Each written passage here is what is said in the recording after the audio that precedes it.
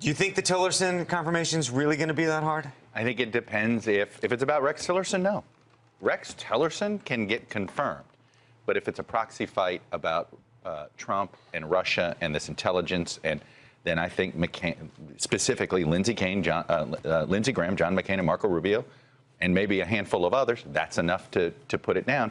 And I think that that's what Trump is flirting here with if he continues to sort of essentially fight with the Obama administration over this intelligence assessment. And so what do you think he needs to, you think he needs to accept the intelligence assessment? I think you're going to see pressure coming from the John McCains and Lindsey Grahams and that. I think that, but I'm sure Donald Trump is going to point to this story this morning. RNC security foiled Russian hackers, for example. Well, but then is that story good for him or bad for him? Because it confirms, this is the RNC confirming that Russia was hacking. And right now he goes back and forth between agreeing that maybe there was something there and not agreeing there was something there.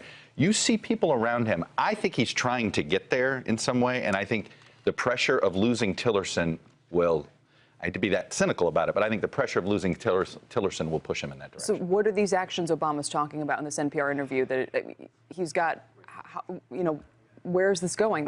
That's a great question, because what can he do that he knows Trump will also sort of join hands with him on? He can't do something that essentially Trump either rescinds on January 20th, you know, doesn't follow through with. That's one.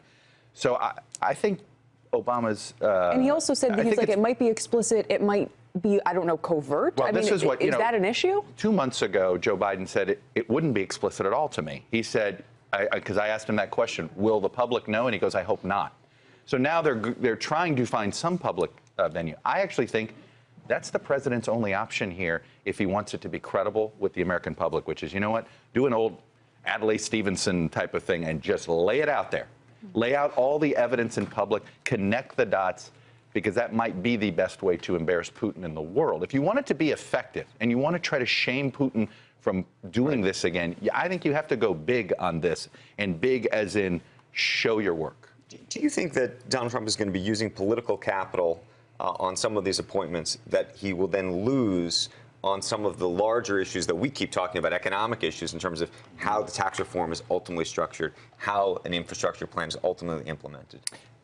Depends on who do you believe he has political capital with, right? I think he's got. You look at his voters.